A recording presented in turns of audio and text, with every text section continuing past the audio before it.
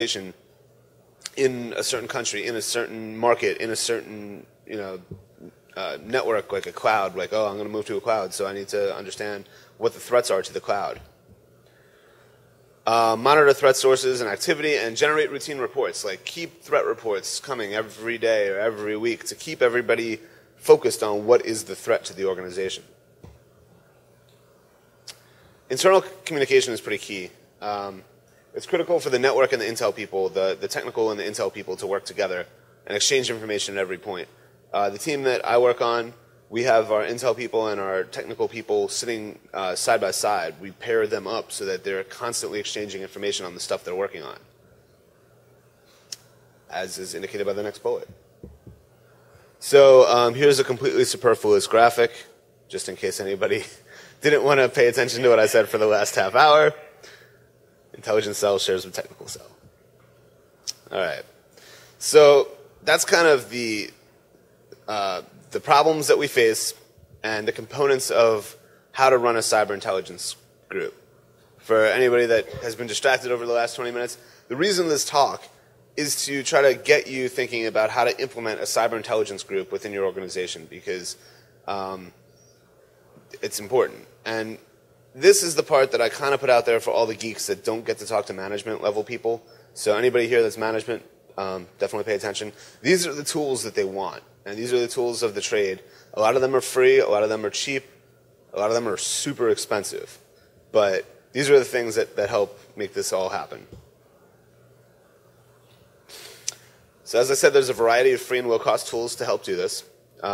Some tools can be dual use. They can be used by both the cyber intelligence and the cyber technical people. So the first thing that's going to be pretty crucial is having anonymous connectivity. You don't want to have your team running off of your corporate network because, A, if they're looking at malware or something, they can easily poke themselves in the eye. And the bad guys are monitoring. They know that who's doing threat research, who's doing cyber intelligence research, and they're watching for it. There's a number of different free anonymous stuff out there. Tor, onion routing, I don't recommend that. There's a lot of evidence that that's certainly not anonymous. There's certainly freely available anonymous proxies that you can find.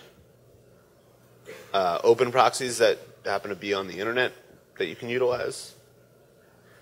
And then there's some that are not free.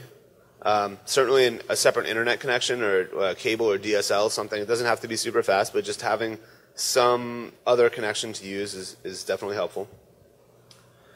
And then you can get a commercial proxy like Anonymizer, which has kind of a pool of IP addresses that they constantly rotate and lets you anonymize your connectivity that way through a VPN. And here's a little just example. It actually looks better on this screen than on my screen. You can see here that this is, excuse me, this is a bad guy script where they were looking, have a sneeze coming, a bad guy script where they were looking for user agents for Macintosh, Fedora, Arbor Network, Fishtank, or Microsoft. So they were looking to see who was actually looking at their bad page, and they were trying to just cut that off right away so that if you went to look at this malware command and control site, you wouldn't even get to it. So this is a real example. This happens all the time. So this is kind of the basis for why you needed this anonymous connectivity. So data storage. Obviously, you don't want to store malware on your corporate file server. That's a bad idea. So having a separate intelligence network is certainly advisable. The storage is going to be there for malware, for creating databases, customized trending, and things of that nature. You want to trend what's going on the network and what threats are out there, and for storing reports and stuff. So data storage, luckily that's pretty cheap. Charting. So anybody familiar with I2 Analyst Notebook? Okay, just one. You like this part. So I2 Analyst Notebook, commercial tool, is typically used by law enforcement and intelligence community. Relatively not cheap, but not too expensive. It's kind of the de facto. Palantir is gaining a lot of marketplace share and some prominence. I haven't used it personally, but I've seen the output, and it looks pretty cool. Both of these things make easily readable and manageable link charts. So you can actually link, like in any incident, as you're doing the incident response, you want to see from what the initial threat vector was to what ended up happening, how did lateral movement occur, or something like that. These tools are very useful for graphically depicting what happened for somebody that doesn't want to look through logs. It's primarily going to be used by the intelligence cell, but the technical cell can certainly use it as well. If you're in a pinch, I guess you could use Microsoft Visio. It can be kind of a substitute. A whiteboard certainly will be effective as well. If you need to, you could even just take a picture of the whiteboard and put it in a report. Pen and paper and wild gesticulation will also sometimes suffice. So intelligence analytical tools. These are going to allow rapid linking and automated analysis of intelligence data, raw data, things that you're looking at, logs. Here's a pitch for SRA's Cyber Analytic Environment, which is a terrible name, and I hope they change it, which is not really available, but it's coming soon. This tool is kind of cool. It uses the NetOwl, SRA's NetOwl, which does intelligence correlation, and kind of graphically depicts it as it applies to the network. There's a whole ontology and a bunch of stuff that I don't understand. There might be other tools out there. You could probably talk to Ralphie over here. He probably has some good insight on it. And if anybody knows anything, please grab me afterwards. I'd be interested to expand the slide a little bit more. So intelligence. So in order to have a proper cyber intelligence team, you actually do need some intelligence. And other than the information that's coming off the operational networks and all of the operational intelligence you're pulling, it helps to have some actual threat data. There's numerous commercial cyber vulnerability and intelligence feeds out there. My personal favorite is the Eyesight Partners one. I'm not going to pretend to be agnostic here. There are some tools I like better than others. The Eyesight Partners tool is, it's not even a tool, it's a feed really, and they provide fully evaluated intelligence as it relates to your sector. So if you're in the financial sector and you happen to be focusing on some component of it, they'll provide actionable and evaluated intelligence on that sector and who's targeting that sector and what's going on.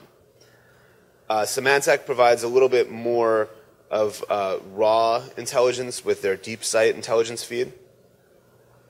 EI Preview, I haven't heard much about that, so I don't even know if they still offer that. iDefense, of course, also very granular raw intelligence. So if you don't want to and don't have the expertise to do a lot of the analysis on raw intelligence or to handle raw intelligence, the Eyesight thing is kind of fully evaluated.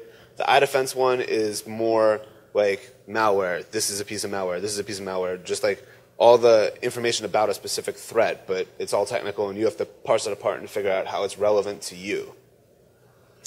So you might ask, why would I purchase a cyber intelligence feed if you're telling me how to provide a cyber intelligence capability? Well, it's certainly, there's hundreds of alerts a day, and what does that have to do with your organization? You need to figure out some way to correlate threats to your organization, threats to your sector, and all of the other chafe that's out there. So these are kind of ways to tailor what intelligence you're looking at. There's a lot of free stuff too, so you don't need to purchase these intelligence feeds if it's not within your budget. There's a lot of things out there. There's Full Disclosure, which is a publicly available mailing list. There's security-focused mailing lists out there still. Daily Dave, where a lot of security researchers do talking. And there's a lot of other lists out there. There's some secret squirrely mailing lists that you can get on if you know somebody who knows somebody. And the cyber intelligence team will incorporate all of this information into their analysis. So as they're looking at what threat is affecting their particular sector or region, then they can correlate, oh, hey, there was a researcher on Daily Dave talking about some new threat related to this, and there was some exploits released on Full Disclosure that pertain to that, so XYZ equals some threat. There's a lot of open source intelligence gathering tools too, so you can gather intelligence about your organization or about another organization or a bad guy. MetaGoofil is a free tool that can crawl a website and pull out useful information. Typically in the intelligence world, you'll hear things like nouns, verbs, and adjectives as being things of importance. So MetaGoofil can crawl a site, crawl a domain, and pull out all of the nouns, verbs, and adjectives that might be useful. Maltego and Paterva, also open source intelligence gathering tools.